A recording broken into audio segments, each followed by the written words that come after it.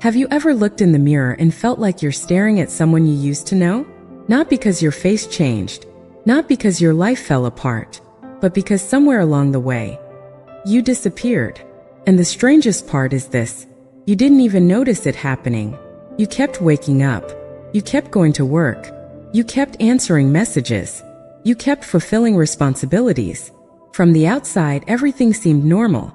Yet deep inside, something essential slowly faded away. A quiet voice, a peaceful presence, a feeling of being fully alive. Many people spend years believing they are exhausted because they work too much. Others think they are unhappy because they don't have enough money, success, or recognition. But according to Buddhist wisdom, the deeper problem is often something else. You have become disconnected from yourself.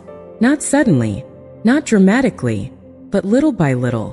One thought at a time, one distraction at a time, one unnecessary worry at a time, until one day you realize that your body is here, but your mind is somewhere else.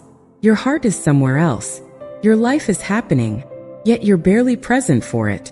Tonight, as you listen, allow yourself to explore a simple but powerful question. What if the peace you're searching for isn't missing? What if you've simply lost contact with it?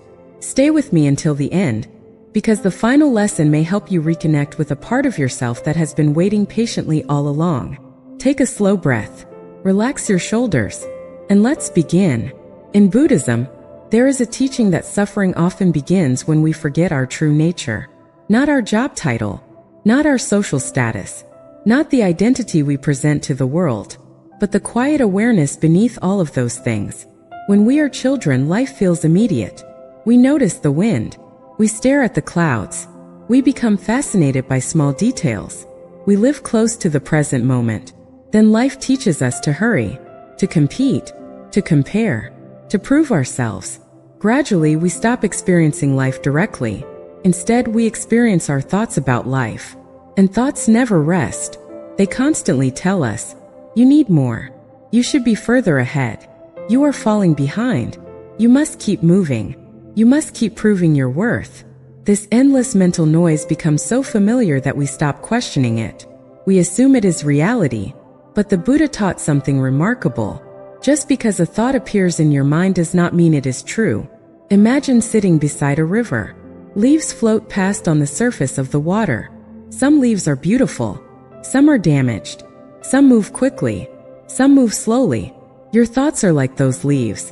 Yet most people jump into the river and get carried away by every thought they encounter.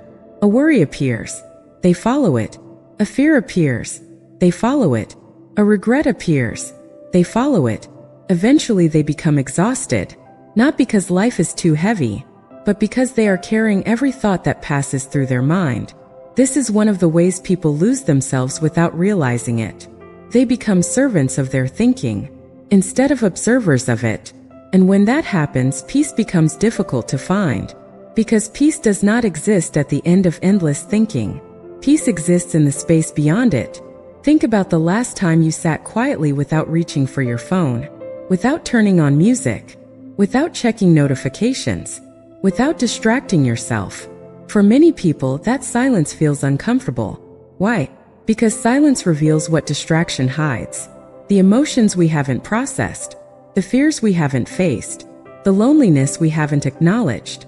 Yet Buddhism teaches that healing begins the moment we stop running. Not when we force ourselves to be positive, not when we pretend everything is fine, but when we gently sit with what is already here. A Zen master once compared the mind to muddy water. If you keep stirring it, it remains cloudy. If you leave it alone, the mud naturally settles. The same is true for your emotional life. Many people spend years trying to fix themselves, trying to become someone better, someone stronger, someone more successful, someone more worthy. But what if the problem isn't that you're broken? What if you've simply been stirring the water for too long? What if what you need isn't more effort, but more stillness, more presence, more compassion, more acceptance? Because underneath the anxiety, underneath the stress, underneath the constant pressure to become someone else, there is a deeper version of you, a quieter version, a wiser version, a version that was never lost, only forgotten. And this forgotten self is not found through achievement. It is found through awareness. Every time you pause and notice your breath, every time you watch a sunset without rushing, every time you listen deeply instead of reacting, every time you allow yourself to rest without guilt, you move closer to yourself again. The modern world teaches us to measure life by productivity. Buddhist wisdom teaches us to measure life by presence. One asks, "How much did you accomplish today?" The other asks, "Were you awake for the life you were living?" That question can change everything. Because many people spend years chasing a future moment when they will finally feel complete. But the future keeps moving. The finish line keeps changing. And the peace they seek remains just out of reach. Not because peace is impossible, but because they are searching in the wrong direction. The Buddha pointed inward, not outward, and what he discovered transformed millions of lives. The exhaustion you've been carrying may not be coming from everything you do. It may be coming from everything you believe you have to be. For years, many people wear invisible masks. The mask of strength, the mask of success, the mask of being fine, the mask of having everything under control. First, these masks seem useful. They help us navigate the world. But over time, we forget that they are masks. We begin to mistake them for our true identity. And that is when a quiet separation begins. A separation between who we are and who we think we must be. Buddhism teaches that much of our suffering comes from attachment. Most people hear that word and think of attachment to possessions, money, or relationships. But one of the strongest attachments is attachment to an image of ourselves. The person we believe we should become. The person we think others expect us to be. The person we constantly chase but never quite reach. The tragedy is not that this image is difficult to achieve. The tragedy is that while chasing it, we stop appreciating the person who already exists. We overlook our own humanity. We deny our need for rest. We ignore our emotions. We treat ourselves like projects to fix rather than lives to experience. And eventually we wonder why we feel empty. The answer is simple. You cannot feel connected to yourself while constantly rejecting yourself. This is why compassion is so important in Buddhist practice. Not just compassion for others, compassion for yourself. Imagine speaking to yourself the way you would speak to someone you deeply love. Would you constantly criticize them? Would you remind them of every mistake? Would you tell them they are behind in life? Probably not. You would offer understanding, patience, kindness. Yet many people deny themselves the very compassion they freely offer others. The path back to yourself begins with changing that relationship. Not through perfection, but through gentleness. The next hidden habit that causes people to lose themselves is constant distraction. Modern life offers endless opportunities to escape the present moment. Notifications, entertainment, arguments, endless scrolling.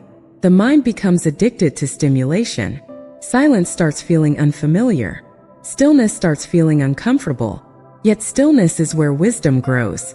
A seed does not become a tree because it is constantly disturbed. It grows because it remains rooted. Human beings are not so different. Your peace deepens when you become rooted in the present moment. Not trapped in yesterday, not obsessed with tomorrow, but fully here, right now. Zen teachings often emphasize ordinary moments. Drinking tea, walking slowly, watching rainfall, listening to birds. These simple experiences seem insignificant. Yet they contain something many people spend years searching for. Presence. When you are completely present, life stops feeling like something you must survive. It becomes something you can actually experience. A warm cup of coffee, a cool breeze through an open window, the sound of leaves moving in the wind, a quiet evening after a long day. These moments are not interruptions to life. They are life. And perhaps this is what you've been missing. Not some grand revelation. Not a dramatic transformation, but a return to the simple reality that has always been available. The Buddha did not teach people to escape life. He taught people to awaken to it, to stop living on autopilot, to stop being dragged by every fear, desire, and expectation, to become conscious participants in their own existence. And this awakening begins with awareness. Awareness of your thoughts, awareness of your emotions, awareness of your habits, awareness of the present moment. Little by little, awareness reveals something beautiful. You were never truly lost. The peaceful self you miss has been here all along, waiting beneath the noise, waiting beneath the pressure, waiting beneath the endless demands of modern life. Like the moon hidden behind clouds, the moon never disappears. Only the clouds move in front of it. Your true nature is the same. The peace within you has not vanished. It has simply been covered by worry, covered by comparison, covered by busyness, covered by years of forgetting to listen.